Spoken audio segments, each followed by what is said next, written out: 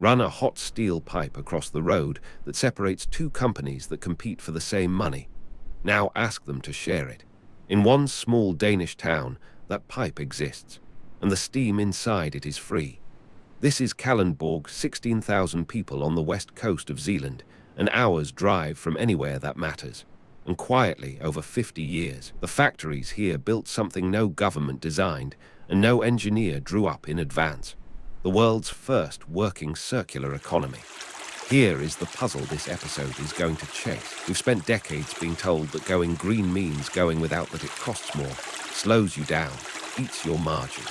So how did a handful of rival businesses end up sharing their waste and get richer for it? To understand the answer, you have to start not with idealism, but with a shortage of water.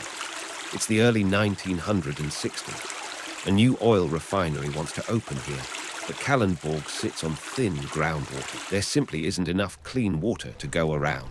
So the refinery does the unglamorous thing. Instead of drilling more wells, it pipes water in from a lake several kilometers away and agrees to share that pipeline with the power station next door.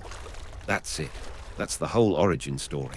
Not a manifesto or plumbing deal between neighbors who'd rather not pay twice for the same water. And once two companies have run one pipe between them, a strange logic takes hold. They start looking at each other's rubbish.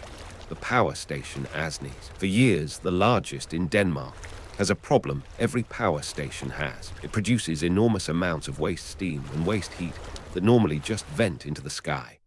Next door, the refinery and a pharmaceutical plant need heat to run their processes. So Asnes stops throwing its steam away and starts selling it down the pipe.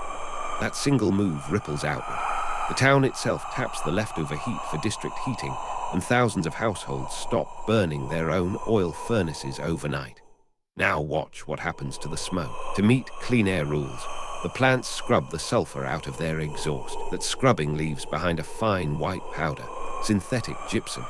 Gypsum is exactly what you need to make plasterboard the stuff in the walls of your house.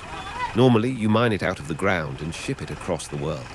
But in Kalundborg, the plasterboard factory gyprock simply takes the powder from next door. At its peak, nearly all of its raw gypsum arrived not by ship, but by pipe and conveyor from the plant across the fence. And it doesn't stop there. The ash left from burning, fuel goes into cement and road building. Sludge from the pharmaceutical fermentation, tanks rich in nitrogen, is spread on local farmers' fields as fertilizer. One plant's insulin-making leftovers become another farm's crop.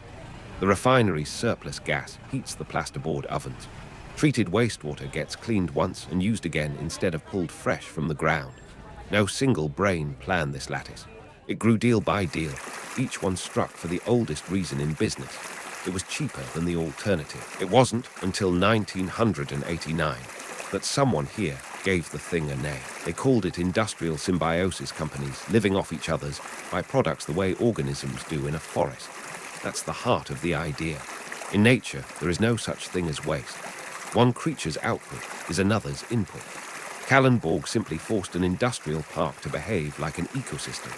Today, the cluster runs roughly 30 of these exchanges, threaded between the power station, the refinery, an enzyme maker, the world's largest insulin producer, the plasterboard plant, and the town.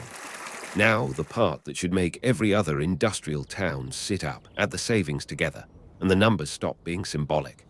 Every single year, this one cluster saves around 4 million cubic meters of water and cuts roughly 635,000 tons of CO2 from the atmosphere.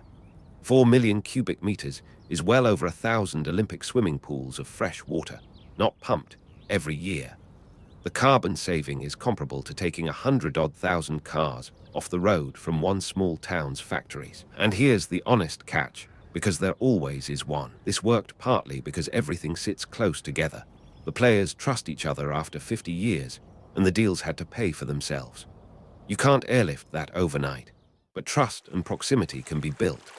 New eco-industrial parks from China to the United States are now deliberately copying the Kalundborg model, designing the pipes between rivals before the factories even open. What started as two neighbors sharing a water pipe to save a few krone turned out to be a blueprint.